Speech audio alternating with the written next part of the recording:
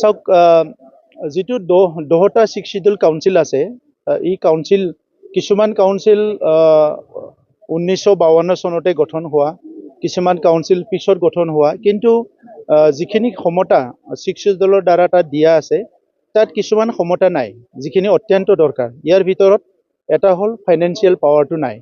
এতিয়া financial power বা home power এতিয়া হোমটো দিব নোৱাৰে বেলেগ কথা কিন্তু ফাইনেন্সটো দিব পাৰে ইয়াৰ কাৰণে প্ৰভিজন আছে আৰু ইয়াৰ বাহিৰে আজি কাউন্সিলটো ষ্ট্ৰং কৰাৰ কাৰণে তাত ডিফেকশ্যন ল' বিলাক নচলে আৰু বহুতখিনি তাত মানে প্ৰভিজনছ আছে যিখিনি তাত কাৰেকশ্যন কৰিব পাৰে তো সেইখিনি কৰিবৰ কাৰণে 125th এমেণ্ডমেণ্টটো বিচৰা হৈছে আৰু 2019 চনৰ 6 ফেব্ৰুৱাৰীত ৰাজ্যসভাত সেইটো টেবল কৰা হৈছিলে ইয়াৰ পিছত ডিবেটো হোৱা নাই পাছো হোৱা নাই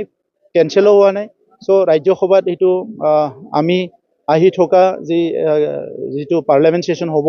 তাত আমি সেইটো প্ৰেছাৰ দিম আৰু অলৰেডি নেশ্যনেল লিডাৰশ্বিপৰ লগত আমি কথা পাতি আছোঁ লোকসভাৰ MP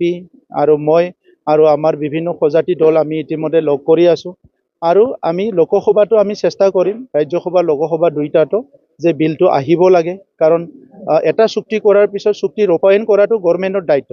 চুক্তিটো কৰি উঠি হাত ধোৱাটো গভৰ্ণমেণ্টৰ দায়িত্ব নহয় তেতিয়া সমস্যাটো সমস্যা হৈ ৰৈ থাকিব সেইকাৰণে আমি বিচাৰোঁ যে সমস্যাটো সমাধান হ'ব লাগে আৰু আমি যিহেতু সংগ্ৰামী এটা পথৰ পৰা অহা বা সংগ্ৰামী এটা পৰিক্ৰমাৰ পৰা অহা গতিকে আমাৰ দায়িত্ব আছে আমি এইটো ভালদৰে জানো এই অঞ্চলৰ বড়ো জনগোষ্ঠীৰ লগতে যি জনগোষ্ঠীবোৰ বসবাস কৰে ইয়াত উন্নয়নটো যদি সমানে সমানে আগবাঢ়ি যাব লাগে কাউন্সিলটো ষ্ট্ৰেংথেন কৰিব লাগিব চাওক ভাৰতত বহুত চুক্তি হৈ গ'ল স্বাধীনতাৰ পিছত বহুত চুক্তিৰে 100% ৰূপায়ণ হোৱা নাই তাত হয় কিছুমানত অলপ পলিটিকেল কাৰণ থাকে কিছুমানত ছ'চিয়েল কাৰণ থাকে বিভিন্ন কাৰণ থাকে কিন্তু চৰকাৰৰ তৰফৰ পৰা এটা দায়িত্ব থাকে বা সকলোৰে ষ্টেক হোল্ডাৰৰ এটা দায়িত্ব থাকে এইটো 100% ৰূপায়ণ হ'ব লাগে আৰু BTR চুক্তিৰ ক্ষেত্ৰত এইটো এনেকুৱা এটা চুক্তি আছিলে এইটো কাৰো কাৰণে ক্ষতি কৰা এটা চুক্তি নাছিলে ইয়াৰ অকল শান্তি প্ৰতিষ্ঠা কৰা সমস্যা সমাধান কৰা আৰু ছিক্স শিডিউলটো ষ্ট্ৰেংথেন কৰাৰ কাৰণে এই চুক্তিটো আছিলে গতিকে এই চুক্তিত কোনো এটা দফা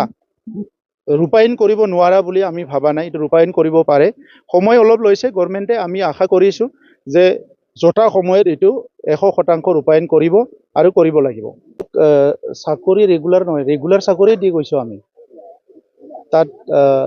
আমাৰ ফাইনেন্সিয়েল চেংচনৰ পৰা চব আছিলে এইটো ফৰেষ্টে হওক PNRD হওক কিন্তু তেখেতসকলে সেইটো অলপমান মানসিক কষ্ট দি পেলাই যিসকলে চাকৰিটো পাইছিলে সেইটোতো কিবা UPPL BPF বা BJP বা কোনোবা কংগ্ৰেছবোৰে নাছিলে সেই কাৰোবাৰ সন্তান আছিলে কাৰোবাৰ ল'ৰা আছিলে তেখেতে চিষ্টেমত মানে ইণ্টাৰভিউ দি চাকৰিবিলাক পাইছিলে কিন্তু এতিয়া শুনিবলৈ পাই দুখ লাগিছে যে সেই সকলক মানে অলপমান ভয় ভীত কৰাই পেলাই অলপ টকা পইচা খোৱাৰ মাথা মাৰি আছে এইটো গভৰ্ণমেণ্টৰ ইথিক হ'ব নালাগে আমি শুনি পেলাই দুখ পাইছোঁ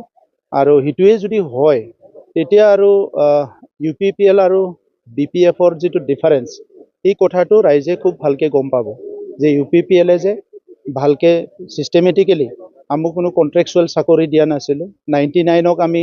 ৰেগুলাৰ কৰিছিলোঁ 6 month টেটৰ চাকৰিটো ৰেগুলাৰ কৰিছিলোঁ আৰু ফৰেষ্ট PNRD বিলাকত চাকৰি হৈছিলে আৰু থাৰ্ড গ্ৰেডৰ কাৰণেও ৰিজাল্টটো ডিক্লেয়াৰ কৰা আছে খালি তেখেতসকলে ভাইভা দি পেলাই ল'ব লাগে এটা চৰকাৰে কৰা কামটো আনটো চৰকাৰে সেইটো যিটো তেখেতসকলে ভুল বুলি ক'ব বিচাৰিছে এইটো চৰকাৰী ইথিক নহয় হয় কাৰোবাৰ ভুল হৈছে যদি ভুল আঙুলি দেখাব লাগিব কিন্তু আমি ফাইনেন্সিয়েল চেংচন লৈ চবকুচ লৈ পেলাই খুব ছিষ্টেমেটিকেলি কামবিলাক কৰি আহিছোঁ গতিকে যিটো শুনিছোঁ মই এইটো অতি দুৰ্ভাগ্যজনক আৰু দুখীয়া